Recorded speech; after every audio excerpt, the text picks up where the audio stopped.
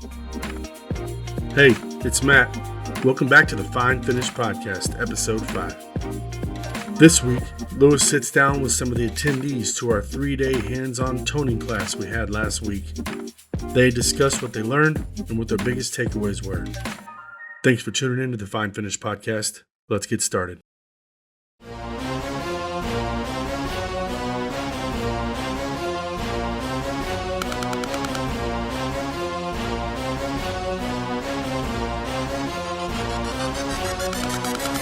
I go hard in them paint. Leave you stankin'.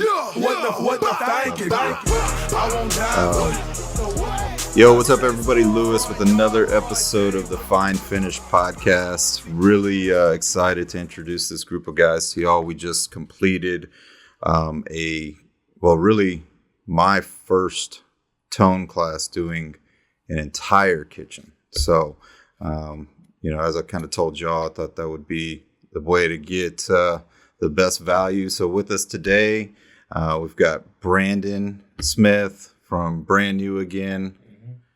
We've got Eric. I'm not going to even try to pronounce your last name. What's your last name, Eric? Yeah, it's Eric Unglob. In the name of your company? Executive Fine Finish. Out of Portland. Yep. And where are you from? I know Illinois, but... Bismarck. Yep. And what areas you serve? Most of Illinois and Indiana. And you, Eric? It's all of Portland, really, and sometimes I'll head up into Vancouver, Washington, but generally all of Oregon. All right. We got Ian. Ian's here in Texas, but North Texas. Texas is a big state. What areas you serve? Granbury, Texas, Glen Rose, Texas. Company's Fresh Impressions Painting. Awesome. Yep. Right Oscar? out there in the country. Oscar, it is. Northern California, serving almost San Jose, Gilroy, San Francisco. Yeah. And I met Oscar. He reminded me when he first showed up, met you in probably 2019, I'm going to guess, or 2018. Yeah. In NorCal, we were up at Eddie Gonzalez's shop up there. So that was really awesome experience and cool to see you here in Texas for sure. So, gentlemen, I really just want to get your feedback. Like I said, this was our first tone class. So y'all showed up Sunday, and today is Wednesday. It didn't go quite as planned, but Thank God. Yeah, we got fucked a little bit by this Texas weather. It rained the last 2 days. So, yeah, tell me how y'all's experience was. Yeah, so I got to do one toning class already by myself. I did the 2-day online course, and then I decided to come back after I did a toning job successfully on my own, and nothing went wrong at all on that. But during this one, we actually did a toning job for a customer, and it was great because we got to mess things up with a bunch of other contractors here instead of us all freaking out in a kitchen by ourselves. Wanting to throw things on the ground and everything. So that was really the biggest takeaway, is that things really did go wrong, but we were all kind of happy about that. It can all go right, and then you mess it up on your own. You think it's your own fault. So that was the big takeaway, I thought. Yeah, for sure, man. For sure. What else?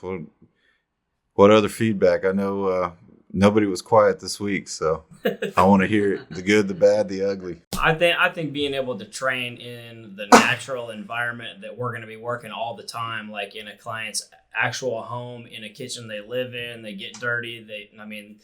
It is what it is when you get in there. So, I think actually getting trained in an environment like that where you are going to have the variables of the different lighting, the humidity, the weather, and all of those things involved, I think that was a great way to hold that type of training, because that's what we're going to encounter in the real world. We're not going to encounter new cabinetry all the time. It's just not the nature of the beast. Yeah.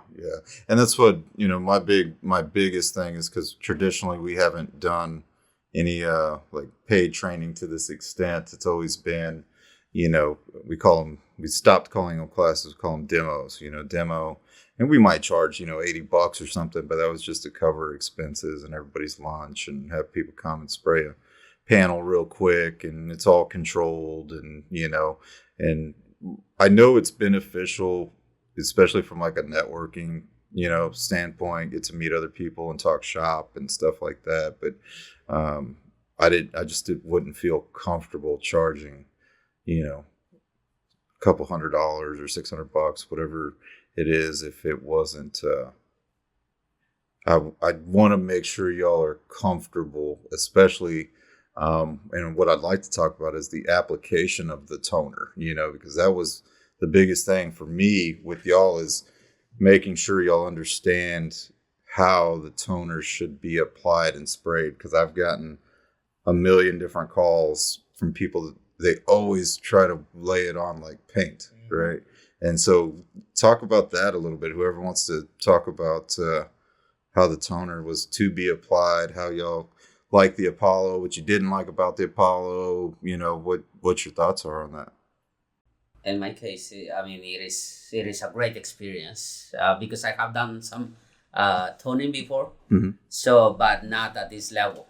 I mean, it's just uneven colors and a stain, things like that. So to come and change the color completely with just a toner, it's a great experience. I mean, and especially had to mix the products and the right products, right? So for me, it is a change.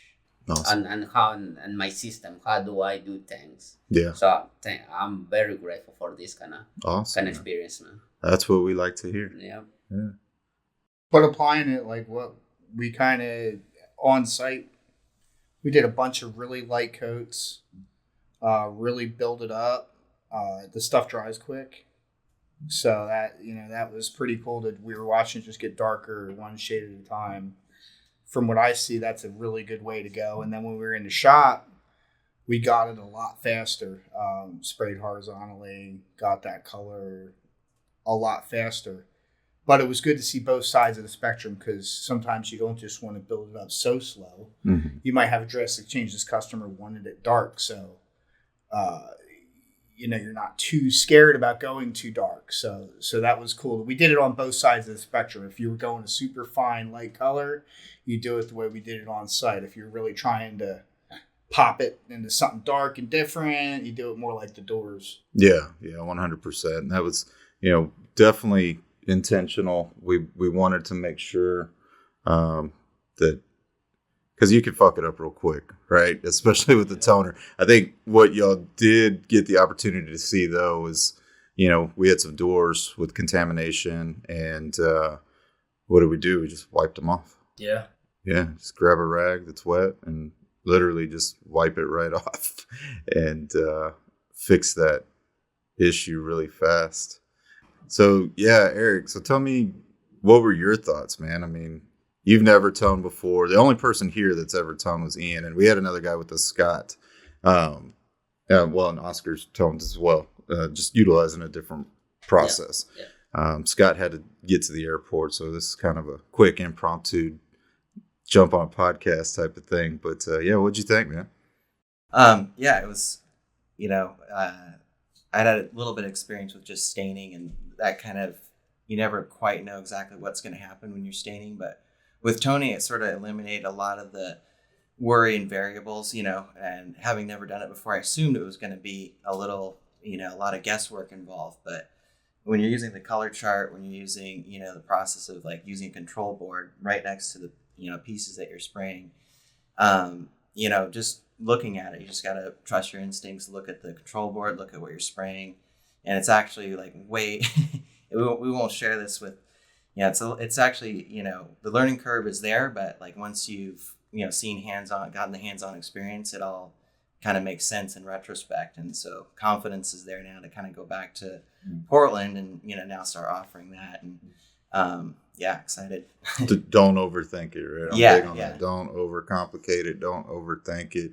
So since y'all are in the field, definitely, I spend my days with contractors of all different types of stuff, right? Builders, makers, all kinds of things. And I've been saying for the last few years now, like a lot of companies that are saying, we're a finishing company or a refinishing company. I've been saying, y'all better start learning to stain, right? Because it's making a comeback. What are y'all seeing? Are y'all seeing that in your local markets? Yeah, absolutely. Yeah. Yeah, I see there's a lot of natural wood going on. That one's a little obvious. People are doing their islands natural. I see online a lot. I saw a real cool one where there wasn't any doors. It was like lower cabinetry painted, and then it was just like kind of shelf work that was natural. Mm-hmm. And that was it was like a new age country kind of look. Mm-hmm. And Yeah. I like that. I mean, it'd be dope if you could build the shelves and like kind of put that out there, because everybody would be like, yeah, give me them 6-inch handles on the bottom, the brass Johns, Yeah. the Philly word, and the country top. That could be definitely a thing. I mean, I did an estimate. I didn't end up getting the job, but I was going to take the range hood and tone that to match their floor. It was too chocolate. And I said, well, how about leaving this stain, but let's tone it to match the charcoal floor. They wanted like the French look, white walls, off-white alabaster cabinets, kind of leave that as an accent. That's what I'm saying. It's like paint and stain. Yeah, no mix. And I know what you're talking about, that modern farmhouse look. It's moved away from that shabby chic or whatever the hell they were talking, 5 years ago, more to that modern, new, natural, real natural, really, really natural. Seeing a lot of requests for flats and dead flats, 5 sheen, 10 sheen, lower than 5 sheen. I want it to look like raw wood. Like, oh, seriously, I was one of our larger customers earlier. They're doing some oyster bar chain, and all of the bar tops and tables, he's like, what do you have? Dead flat. I'm like, well, we have it because we've been getting tons of requests for it. So, yeah. What about you in California? Because you're in a really nice area of California, and I know your customers aren't struggling. So they're not struggling for now. So far, right? Well, everything can change. Everything can change. At least in my field, I do a lot of match stains. That's what I'm seeing now. Like, I have a few staining jobs coming that they want their cabinetry matching the floors. For some reason, where I am, everybody's trying to match the cabinetry, have some tones going with the flooring for some reason, especially on the handrails and everything. All that, they want to match those things to the floor. I mean, that now they're putting more like a gray on the floors, some browns, and then you have the oak color on it on the handrails. So we're matching a lot of those things now. Yeah. So that's interesting, because this is something that we did not talk about during this class. Most of the flooring that we're seeing now, the oak flooring that looks very aged, it's what they call a reactive stain. It is not like a wiping stain or a spray stain. There's certain chemicals, some people call it like fumed oak, right? Where you're using, it's kind of like the vinegar steel wool, it's a reaction with the tannins of the wood. So especially here, we get that a lot. We get a lot of customers that walk in with a piece of flooring, and I have to educate the customer like, hey, what's your customer's expectation? Because they'll be holding a raw wood, red oak stair tread, and then a piece of flooring that's a reactive stain that has the grays and the whites, and it's a natural look because it's a reaction with the tannins in the wood. So, we've internally, Renner does make reactive stains. They have certain reactive stains. We've internally been looking at some different ways we can do that, because it's a cool process. We've been able to match them by stacking different colors and getting it there, but it's definitely not as easy as a reactive. So I've seen a lot of that too. So in the last few years, I have done a lot of like those barn doors matching to the floors. Whatever the floors colors, that's matching. Yep. And that's, I have done that, which is by aging the wood, stuff like that. Yeah. And then add some either gray or some whites on top of it. Yeah. To accomplish the match. Yep. Yeah. So that's what is happening over there, at least in my area. This podcast is brought to you by Fine Finish Supply. It's time to take your craft to the next level, and Fine Finish Supply can help with hands-on classes and demos. No more boring lectures. It's all about rolling up your sleeves and getting down to business with our hands-on classes. They're designed for tradesmen like you who dare to be different. We offer a wide range of classes for any professional, including stain to paint, refinishing and toning, door refinishing, custom staining, product demos, and more. And for our out-of-town attendees, we've got you covered too. Feel free to stay in our comfortable rent house so you can focus on honing your craft without the distractions of high-priced hotels.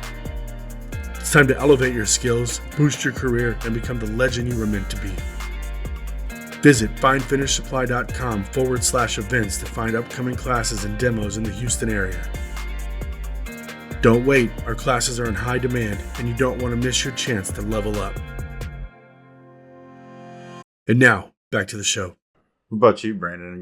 You're in the middle of nowhere. The middle really. of nowhere. Yeah. Cornfields and cows. Yeah, and you said what, 300 population? Yeah, about City of is about 363 people, I think. Wow. Whoa. Yeah. So what trends are you seeing? I mean, I'm seeing a lot of color. I mean, I normally will do 10 to 15 white kitchens back to back with colors dropped in from medium grays to blacks and navy blues. But it's like the past, I think, 6 or 7 kitchens I've done, it's been a lot of two-tone, a lot of crazy colors like emerald green, like some tealish blue colors. I mean, I'm seeing a lot of color where I'm at. Yeah. So, Mhm. and I love shooting colors, so it's good for Yeah, me. yeah. White kitchen after white kitchen is Oh, it's- okay, but it get burned out on it real quick. Really so quick. I welcome the color. Really quick. Yeah. Yeah, that's interesting. We've been making a ton of greens. Now we've been seeing yellows as well. Yeah. And it's funny because, that reminds me of like my grandparents' house. It's like the green, like tea appliances. Actually, I just ordered one can of paint from you that is green. Yeah. The island will be green. Yeah. Yep. And the rest of the cabinetry will be like a beige color, Mhm. and then a green on the island. Yeah. I mean, I just made a stain sample Yep. for a customer that was like an orangey oak. And I was like, why? What is this going That's in? what we all leave. Orange oak. Oh, yeah. No. It's And, like the and 90s. 80s. this was a brand new custom home. I was like, no way. They're going this color. Like, no way. Yes. You know how yellow paint's hard to paint in the painting world? Houses, any yellow room, it takes 3-4. Is like cabinet coats the same way or not really? Well, To achieve color. I will tell you, it is extremely hard for us to make it because we've had issues and difficulties making yellow paints be exact. Mm-hmm. I don't know what it is because it hasn't been until like the last month where we've seen like multiple orders for yellow. And I'm like, what the hell is going on with this yellow? And one of them was like, what, is somebody striping a parking lot with this? I mean, what is this, Then we had another customer that wanted the color match to a Porsche color because there's a company out there that teamed up with Porsche to make like, a ungodly, ridiculously priced paint because it has the Porsche name on it and it's the Porsche color. So we had to match that. And that was actually an undertaking. It really was. First, there's 13 different paint codes for this Porsche Speed Yellow. Which one is it? And then it was, that's not the one we have. And then we mailing shit back and forth and just trying to correct it and make it right. It was, I don't know. So to answer the question, I don't know. I know one thing about our paints though is, as far as color is concerned, I've never seen any particular color be difficult to work with or dry significantly different than anything else. And that's unlike wall paints because there are certain Right. paints that are hard reds, Mhm. yellows, Mhm. pretty much. Yeah, and I think that comes down to a lot of the colorant for sure. Like I've had pretty extensive conversations with different like guys that own Benjamin Moore stores and stuff like that. And the one thing with Renner and most Italian coatings is coverage. Like we want our customers to be able to get, good one coat coverage. And like, let's just take black for example, like you would think if I'm gonna make you black, I'm not gonna drop any white in it, right? But we drop a significant amount of white in the paint to get hide, right? That's why we do it. And if we didn't, then it would be transparent. You'd be way more transparent. We get it black, but you're gonna have to do multiple coats, and that's our approach is just different in that aspect. But so yeah, how'd y'all enjoy the house? House was awesome. I've slept couch. I've slept on more uncomfortable couches before, so it's straight. So when you come to a class here with us, we have a house that's a couple blocks away, and we let our attendees stay there. To me, that's the funnest part, really. It's just bullshitting, if you're enjoy adult beverages or whatever your fancy is, we like to have a good time. But what about the food? So day one, nobody Tell me. Nobody wants to eat any lunch because we're all tough contractors. I'm gonna go home and we're gonna eat dinner and be done with the work, right? Yeah. Day two, fat. Oh my God. 3 large meals. Today we couldn't stop eating still. So yeah. We're now feeling like fat business owners instead of I'm gonna get that paint on there. Oh yeah. Well, that's what I always hope. If you're in my city, I feed you well, and good. I'm not taking you to McDonald's. I guess we could have hit up Whataburger. It's a Texas thing, but Nope. It's still time for dinner. I'm straight. Hey, I'm going back. You're going back to the barbecue place? Yeah, we had tacos. We had country breakfast. We had more tacos. We had, and today it's like y'all can't leave Texas without eating barbecue in Texas. So, yeah, I hope I fed y'all well. Gonna sleep good on the plane. Yeah, I bet. What else, guys? Any other things you want to throw out to our listeners about your experience? I just thought it was cool that we can all say that we've done a toning job. Nobody's like, I don't know, it's going to be my first toning job. Exactly. Like, we've all done a toning job, yeah. And something went wrong. So it's like, you kind of, as a painter, I don't know about you guys, but I always wait for something to go wrong so I know where. You said you test products to see where the limits are. Yeah, just try to break the paint, see where the limits are, and then that way you're not doing that in the customer's house, like on a stressful day. Yeah, no, don't practice on people's kitchens. Yeah, don't do it. Yeah. Right, come practice on my customers' stuff. Well, not even my customers, because like I told y'all yesterday, when shit started going wrong, I was like, I don't care if these people pay me or not. Like, I really don't. I'm not in that business anymore. So like, if they don't like it, I guess they can use that money to go pay somebody else to try to fix it. I don't know. I don't know who else would do it. It would be one of my customers. Yeah. No, it looks great. I mean, I think that's the big thing. Who was it? Was it you talking about there's like 30 different painting contractors in your area? Oh, yeah. How many of them do you think could tone a kitchen like that? My employee, he's an old time painter, but he's done it, but back in the day at a little stainless and clear coat type thing, but not anything having to do with sales. It wasn't, I can change the look of your cabinet type thing. So to answer your question, nobody. I mean, a lot of the largest multi-million dollar companies I've worked for, they used advanced emeral urethane, pro classics, even water-based, you know what I mean? So it's like, these guys are pulling 3-5 million and they're not using industrial wood coating. So then they don't know how to tone. No, definitely not. Most of them don't know how to stain. Or even paint. Yeah. Yeah, or paint, But they're doing it. They're out there making it, But hopefully this is really kind of going to help you differentiate, after y'all go back and practice. I know we're going to get y'all some SOPs on the entire everything that we did. I know Matt already kind of has them queued up. They just need my final touch to make sure and review. But yeah, we'll get y'all all that good stuff. And yeah, like I said, hopefully y'all can go in and dominate y'all's local market with the knowledge hopefully you received. And this was honestly, man, this is probably one of the funnest classes I've done, or the classes, demos, I meet a lot of people and do a lot of shit, but I really enjoyed being with y'all, man. It was great. It was, and got me out of the office for a while, and Out of the house. out of the house, yeah, out of the house, out of the office, all the above, But yeah, I really, really appreciate y'all, man. Yeah, thank you. Appreciate Yeah, it. learned a lot. Yeah. Well, awesome. We're going to wrap up this episode. We just wanted to jump on real quick. I know some of these guys are going to get to the airport, and we appreciate y'all checking out the podcast. Later. I go hard in them paint. Leave you stankin'. What the thinking? I won't die for it. So what? Got sense. Front yard, broad day.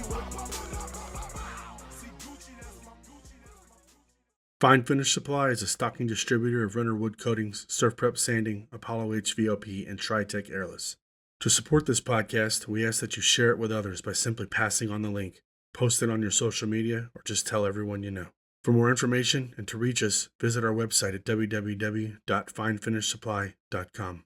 You can also connect with us on Facebook, Instagram, and TikTok. If you have any questions or feedback, please feel free to reach out to us at 1-866-304-8640. Thanks for listening.